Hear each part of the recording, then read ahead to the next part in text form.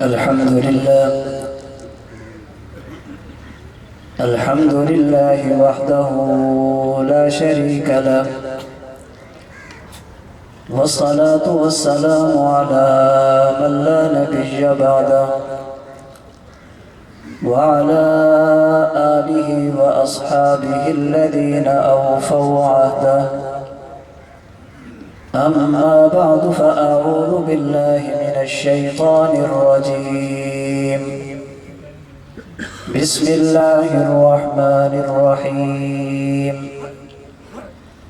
يا أيها الذين آمنوا ادخلوا في السلم كافة. عن أبي هريرة رضي الله تعالى عنه قال: قال رسول الله صلى الله عليه وسلم: إنما أنا لكم بمنزلة الوالد أعلمكم.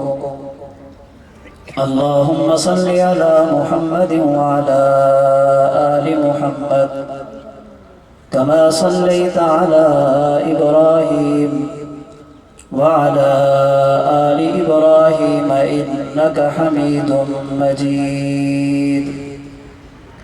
اللهم بارك على محمد وعلى آل محمد كما باركت على إبراهيم وعلى آل إبراهيم إنك حميد مجيد. معزز علماء کرام، انتہائی واجب الاحترام بزرگوں، عزیز نوجوان دوستوں اور بھائیوں، سماعت فرمانے والی میری پردہ نشین ماؤں اور بہنوں، رسول اکرم صلی اللہ علیہ وسلم کو اللہ تعالیٰ نے اس امت کا روحانی والد بنا کر دنیا میں بھیجا اور اپنے نبی کے دل میں امت کی بے انتہا محبت اور شفقت پیدا فرما دی۔ اسی محبت کا نتیجہ تھا اللہ کے رسول صلی اللہ علیہ وسلم نے ہمیں بتایا، اگر کامیابی چاہتے ہو اس کے لیے دین پر عمل کرنا پڑے گا۔ دین پر عمل کرنے کا معنی تمہارے عقائد بھی ٹھیک ہوں، تمہارے اعمال بھی درست ہوں، تمہارے اخلاق بھی اصلاح یافتہ ہوں، تمہاری معاشرت اور تمہارے معاملات بھی شریعت کے مطابق ہوں۔ شریعت پر عمل کیے بغیر کوئی بندہ نجات نہیں پا سکتا۔ پھر شریعت پر عمل کرنے کے نبوت نے دو طریقے بتائے۔ نمبر 1، شریعت پر عمل تب کیا جائے گا جب شریعت کے بارے میں بندے کے پاس علم ہوگا، شریعت کو جانتا ہوگا۔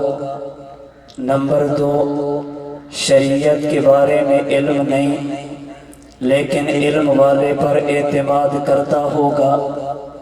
شریعت پر عمل یا دلیل کے ساتھ کیا جائے گا یا دلیل والے پر اعتماد کر کے کیا جائے گا، جسے میرے شیخ متکلم اسلام مولانا محمد الیاس گھومن دامت برکاتہم ان الفاظ میں تعبیر فرماتے ہیں: شریعت پر عمل کرنے کا ایک طریقہ تحقیق ہے اور دوسرا طریقہ تقلید ہے۔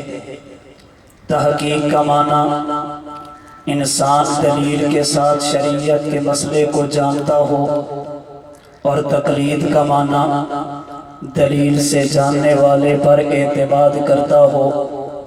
اللہ کے رسول صلی اللہ علیہ وسلم نے یہ دو طریقے اپنے فرمان سے بھی بتائے، یہ دو طریقے اپنے عمل سے بھی بتائے۔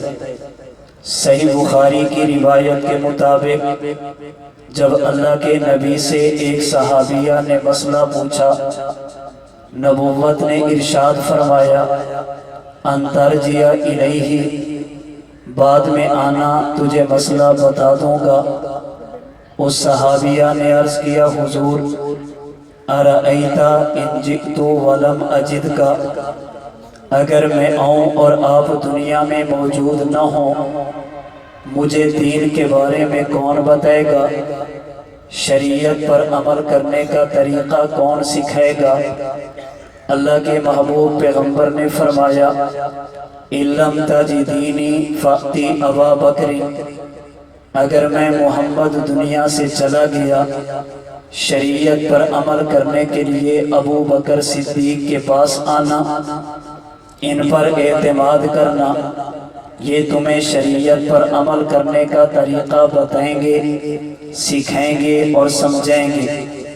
سنن ابی داؤد کی روایت کے مطابق اللہ کے محبوب پیغمبر نے اہل یمن کو دین سکھانے کے لیے حضرت معاذ بن جبل کو بھیجا، اور المعجم الاوسط کی 6 جلد کی روایت کے مطابق جب اللہ کے نبی سے پوچھا گیا یا رسول اللہ ان نزل بنا امر لیس فیہ بیان امر ولا نہی فما تأمرنا، اگر آپ کے بعد امت کو دین سیکھنے کی ضرورت پڑ جائے امت کہاں جائے؟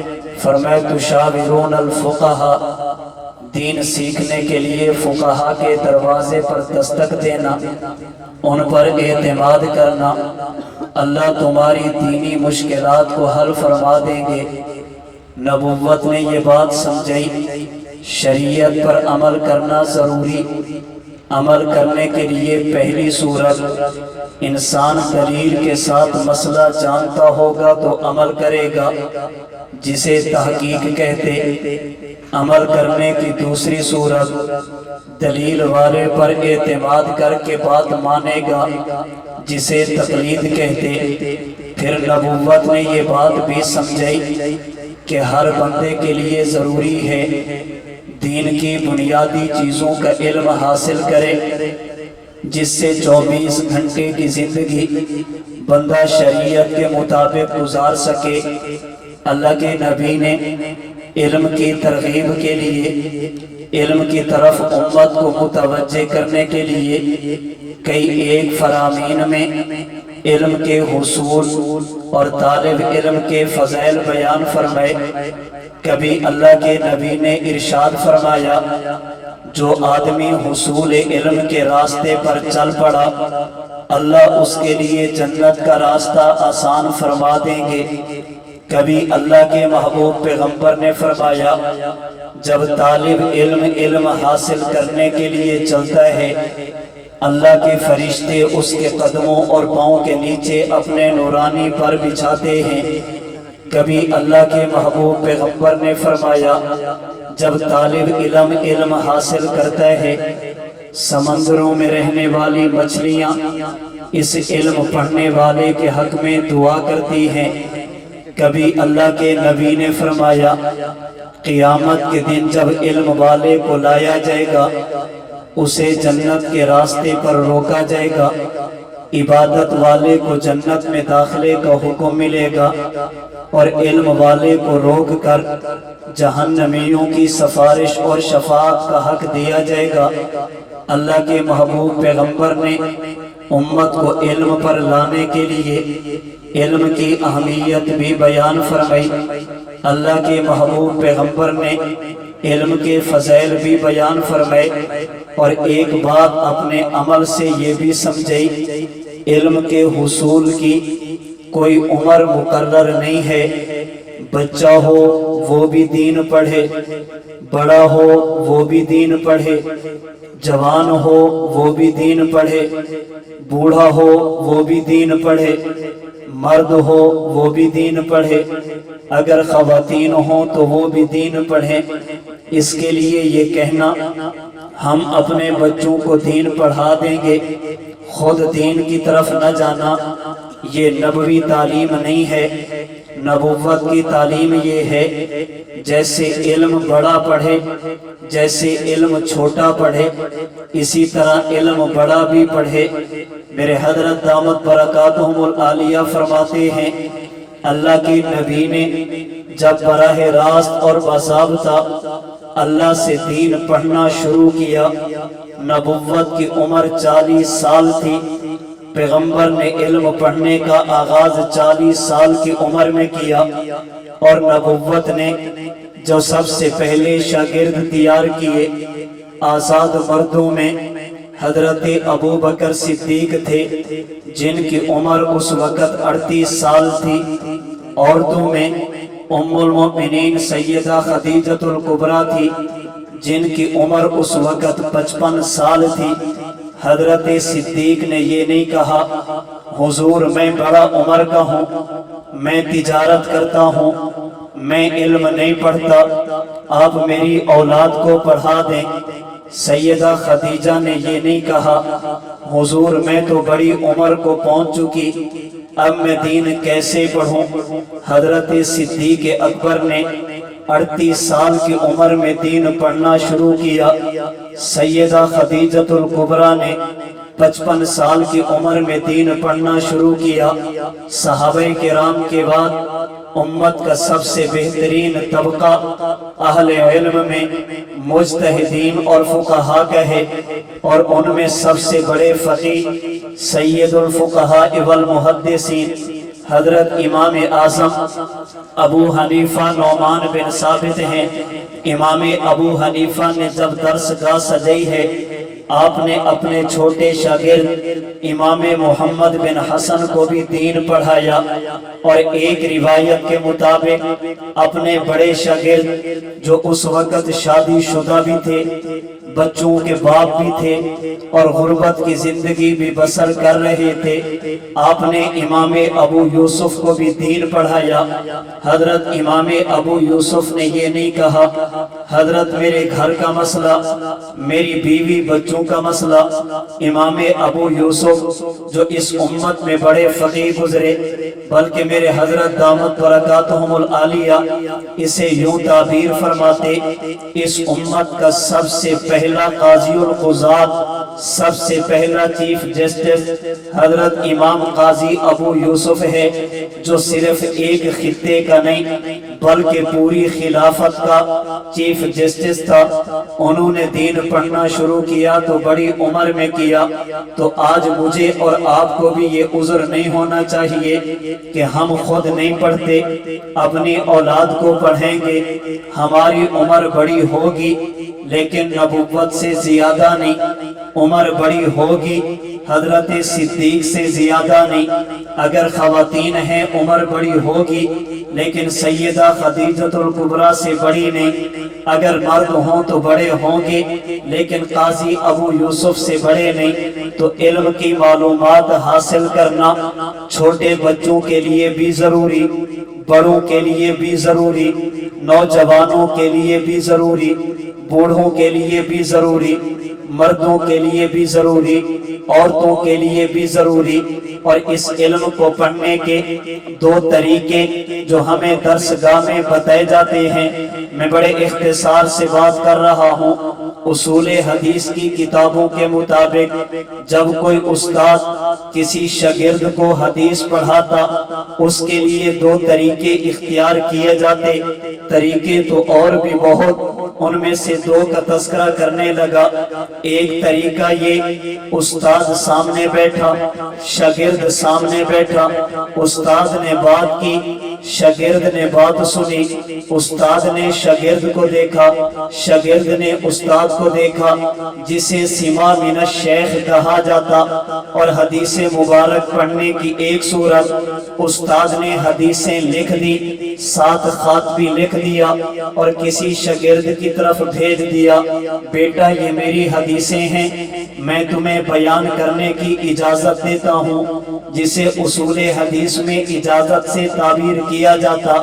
اس کا معنی یہ علم حاصل کرنے کے 2 طریقے، ایک طریقہ یہ استاد اور شاگرد آمنے سامنے ہوں، دوسرا طریقہ یہ استاد ایک جگہ پر، شاگرد دوسری جگہ پر ہو۔ پہلے زمانے میں اگر استاد اور شاگرد آمنے سامنے ہوں اسے سوا من الشیخ کہا جاتا، اگر استاد اور جگہ شاگرد اور جگہ ہو اسے اجازت یا کتابت کہا جاتا۔ میں موجودہ دور میں اس کی آسان تعبیر یوں اختیار کرنا چاہوں گا، آج بھی حصول علم پڑھنے کے دو طریقے ہیں۔ ایک طریقہ استاد اور شاگرد آمنے سامنے ہوں، ایک دوسرے کو دیکھیں، اسے آف لائن کہا جاتا، اور دوسرا طریقہ یہ استاد سرگودا میں شاگرد امریکہ میں ہو، ایک دوسرے کو دیکھ تو نہیں سکتے لیکن علم حاصل کر سکتے، اسے آن لائن کہا جاتا۔ آج بعض لوگوں کو غلط فہمی ہوتی، آن لائن کا فائدہ نہیں، آف لائن میں اللہ نے برکات رکھی، برکات کا انکار نہیں کیا جا سکتا۔ مجھے اس موقع پر اپنے حضرت کا ایک جملہ یاد آیا، ایک مرتبہ یہی بات کسی عالم نے آپ سے کی، حضرت آن لائن کا فائدہ نہیں، آف لائن پڑھانا چاہیے۔ میرے حضرت نے فرمایا کہ مولانا ایک بات ذہن میں رکھنا، اگر پڑھانے والے استاد کے دل میں درد ہو، پڑھنے والے شاگرد کے دل میں طلب ہو، یہ آن لائن بھی فائدہ حاصل کر لے گا۔ اگر استاد کے دل میں درد نہیں، شاگرد کے دل میں طلب نہیں، یہ سامنے بیٹھ کر بھی فائدہ حاصل نہیں کر سکتا۔ علم سے فائدہ تب ہوگا جب پڑھانے والے کے دل میں درد ہوگا، پڑھنے والے کے دل میں طلب ہوگی، یہ ہزاروں میل کے فاصلے پر بیٹھ کر بھی علم کی برکت حاصل کر لے گا۔ اور اگر دل میں طلب نہیں اور یہ شاگرد کے دل، استاد کے دل میں درد نہیں، یہ سامنے بیٹھ کر بھی علم کے انوارات، علم کی برکات سے محروم رہے گا۔ تو علم کے حاصل کرنے کا ایک طریقہ استاد اور شاگرد آمنے سامنے بیٹھیں، یہ آف لائن ہے۔ حصول علم کا ایک طریقہ استاد اور جگہ پر، شاگرد اور جگہ پر، پھر علم کو پھیلایا جائے، اسے آن لائن کہا جاتا۔ الحمدللہ ہم جس ادارے میں بیٹھے، اس ادارے کے بانی، اس ادارے کی بنیاد، اس ادارے کا سب کچھ شیخ طریقت متکلم اسلام مولانا محمد الیاس گھومن دامت برکاتہم العالیہ نے جہاں سرگودا میں مرکز اہل سنت والجماعت کی بنیاد رکھی، جہاں پر قرآن کریم ناظرہ بھی پڑھایا جاتا، قرآن کریم حفظ بھی کرایا جاتا، درس نظامی دورہ حدیث تک بھی پڑھایا جاتا، علماء کو تخصص فی العقائد الاسلامیہ، تخصص فی الافتاء پڑھایا جاتا۔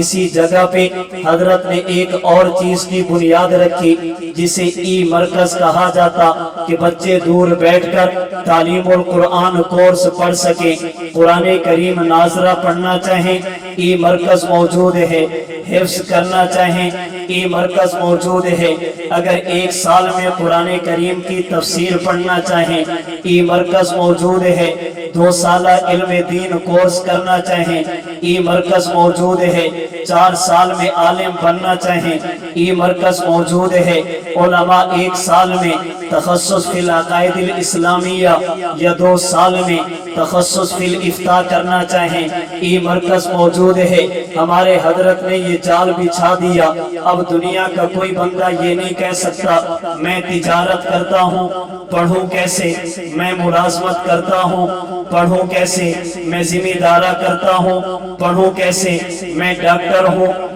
پڑھوں کیسے، انجینئر ہوں میں پڑھوں کیسے۔ ہمارے حضرت فرماتے ہیں ہم یہ نہیں کہتے تجارت چھوڑ دو علم حاصل کرو، ہم کہتے تجارت بھی کرو، علم بھی پڑھ لو، ڈاکٹری بھی کرو، عالم بھی بن جاؤ، اپنی ملازمت بھی کرو، علم بھی پڑھ لو، اپنا ذمہ دارہ بھی کرو اور علم بھی پڑھ لو۔ اور اس پر بڑا پیارا جملہ فرماتے آج ایک مسلسل آواز لگائی جا رہی کہ علماء کو قومی دھارے میں لایا جائے، علماء کو قومی دھارے میں ہونا چاہیے۔ کیا مانا؟ عالم کو ڈاکٹر بننا چاہیے، عالم کو انجینئر بننا چاہیے، आलिम को वकील बनना चाहिए। हमारे हजरत फरमाते नाना उलमा को कौमी धारे में न लो, इन इदारे को आलमी धारे में लेकर आओ। हम ये नहीं कहते आलिम को वकील बनो, हम कहते हैं वकील को आलिम बना दो, आलिम को इंजीनियर मत बनो, जो इंजीनियर है उसे आलिम बना दो। वकील आलिम को वकील न बनो, जो वकील है उसे आलिम बना दो। किसी आलिम को पैलेट न बनो, जो पैलेट है उसे आलिम बना दो। और हजरत बड़ा प्यारा जुमला फरमाते अगर आप चाहते हैं कि उलमा को वकील बनना चाहिए, अगर आपकी ख्वाहिश ये है उलमा को इंजीनियर और डॉक्टर बनना चाहिए, इसके लिए मैं अपने आप को पेश करता हूँ। लेकिन मेरी मजबूरी ये है, मुझे ABC इंग्लिश नहीं आती। मेरी मजबूरी ये है कि मैं हफ्ते में 4 दिन और 4 दिनों में रोजाना 3 घंटे से ज्यादा वक्त नहीं दे सकता। मेरी मजबूरी ये है, मेरी उम्र भी 50 से ज्यादा है, तो मैं आपसे पूछता हूँ, मैं आपको 4 साल देता हूँ, मुझे ABC भी नहीं आती, हफ्ते में सिर्फ 12 घंटे दूंगा, 4 साल दूंगा, उम्र भी 50 साल से ज्यादा, क्या आप मुझे डॉक्टर बना देंगे? जवाब मिलते है मौलाना ये तो मुश्किल है। फरमाते चले आप आ जाओ, आपकी उम्र कितनी? 50 साल है, क्या आपको अलिफ बा ता आती है? मौलाना साहब नहीं आती। क्या आपको अरबी जुबान आती है? मौलाना साहब वो भी नहीं आती। क्या आप हफ्ते में 12 घंटे दे सकते हैं? जी बिल्कुल दे सकते हैं। फरमाते हैं फिर तुम दे दो, मैं तुम्हें 4 साल में आलिम बना दूंगा। तुम आलिम को 4 साल में डॉक्टर नहीं बना सकते, मैं डॉक्टर को 4 साल में आलिम बना दूंगा। तुम आलिम को 4 साल में वकील नहीं बना सकते, मैं 4 साल में वकील को आलिम बना दूंगा। हम ये तो नहीं कह रहे ये काम छोड़ दो, हम कहते हैं वो भी करो, साथ आलिम भी बनो, अपना काम भी करो, साथ आलिम भी बन जाओ, अपनी जिम्मेदारी भी निभाओ, साथ आलिम भी बन जाओ। और अल्लाह ने ये काम अल्हम्दुलिल्लाह, मैं किसी पर तनकीद नहीं, किसी के साथ मुवाजना नहीं, अपनी मालूमात की हद तक बात करने लगा। जिस तरह एक दौर था मीडिया का जमाना नहीं था, हमारे हजरत मीडिया पर आए और मेरी मालूमात की हद तक हजरत ने सबसे पहले इन जराए को दीन के लिए सही इस्तेमाल किया। और हमें एक बात बार बार समझाते, फरमाते कि दुनिया ने इस बला को ईजाद किया नौजवान को दीन से दूर करने के लिए, हम इसी को इस्तेमाल करेंगे। नौजवान को दीन पर लाने के लिए उसने ये ईजाद किया, उलमा से बदजन करने के लिए हम इसी को इस्तेमाल करेंगे। उलमा से उम्मत को जोड़ने के लिए उन्होंने इसको इस्तेमाल किया, उम्मत से दीन को हटाने के लिए हम इसी को इस्तेमाल करेंगे, उम्मत को दीन पर लाने के लिए। और हजरत ने थोड़े वक्त में कितना काम किया। मुझे इस मौके पर याद आया, एक मर्तबा एक आलिम कहने लगे कि मौलाना मोहम्मद इलियास घुम्मन ने जदीद ज़राए का सही इस्तेमाल किया है। हजरत फरमाने लगे नाना आपने बात तो की मगर अधूरी की, असल और पूरी बात ये है कि मैंने जदीद ज़राए को बगैर असबाब के, बगैर वसैल के, बगैर किसी की मलामत की परवाह किए के इनका सही इस्तेमाल किया। मैंने अल्लाह के दीन के लिए इन ज़राए का इस्तेमाल किया। हजरत उस्तादी दामत बरकातुहुल आलिया ने जैसे मरकज को कायम फरमाया, यहाँ पर लाइब्रेरी और मेरी मालूमात के हद तक मुल्क के पाकिस्तान में गिनती की वो चंद लाइब्रेरियां जो दीदा ज़ेब भी हों, देखने से ताल्लुक रखती हों, उनमें एक आपकी लाइब्रेरी मरकज अहले सुन्नत वल जमात जो ऑफलाइन मौजूद है और अल्हम्दुलिल्लाह काम शुरू है। हजरत की ख्वाहिश ये है हम इस मोबाइल के अंदर अहनाफ डिजिटल लाइब्रेरी भी लें, ताकि एक बंदा अगर घर बैठकर दीन को पढ़ना चाहे, मालूमात लेना चाहे, अपने घर में बैठकर इसके बारे में मालूमात हासिल कर सके। तो मेरे दोस्तों, अल्लाह के नबी ने मुझे और आपको दीन की अहमियत भी बताई, दीन के सीखने की तरगीब भी दी है। मौजूदा दौर में उसके 2 तरीके, एक तरीका उस्ताद और शागिर्द आमने सामने हो, ये तरीका ऑफलाइन का, दूसरा तरीका उस्ताद और शागिर्द और अलग अलग जगहों पर हो, ये तरीका ऑनलाइन का है। असल चीज दीन सीखना है। अगर उस्ताद शागिर्द सामने बैठ जाए ये تب بھی ٹھیک ہے، اگر دور بیٹھ جائیں یہ تب بھی ٹھیک ہے۔ آج آپ دیکھیں گے یہ نوجوان جن کی عمریں 20 25 30 سال ہوں گی، جن کے سر پر دستار فضیلت سجے گی، یہ آفلین کی برکت ہے۔ آئندہ سال آپ دیکھیں گے عمر 50 سال سے زیادہ ہوگی، ان کے سر پر بھی دستار فضیلت سجے گی، یہ آن لائن کی برکت ہے۔ ہم نے جس طرح آف لائن علم حاصل کرنا ہے، اگر خدا موقع عطا فرمائے اپنی آواز کو جدید ذرائع ابلاغ استعمال کرتے ہوئے دور تک پہنچانا چاہیے۔ ایک عالم کو وقت کے تقاضوں کو سمجھنا چاہیے، اور ہمارے حضرت دامت برکاتہم العالیہ نے ان ذرائع کو اللہ کے دین کے لیے استعمال کیا، اور لا یخافون لومۃ لائم، کسی کی ملامت کی پرواہ نہیں کی۔ لوگوں نے الزام لگائے، لوگوں نے تانے دیے، لوگوں نے بد زبانیاں کی، لیکن حضرت نے ایک ہی بات کی، ایک ہی مشن تھا، ایک ہی سوچ تھی، جس میں وہ کس حد تک کامیاب آج آپ آنکھوں سے دیکھ رہے۔ میرے حضرت نے زبان حال سے کہا کہ لوے دیے کے ہوا میں اچھالتے رہنا، لوے دیے کے ہوا میں اچھالتے رہنا، گلوں کے رنگ پہ تیزاب ڈالتے رہنا، میں ایک دن روشنی بن کر زمانے میں پھیل جاؤں گا اور تم آفتاب میں کیڑے نکالتے رہنا۔ اللہ مجھے اور آپ کو علم دین پڑھنے کی، سیکھنے کی، سمجھنے کی اور آگے امت تک اس علم کو پہنچانے کی توفیق عطا فرمائے۔ وآخر دعوانا ان الحمدللہ رب العالمین۔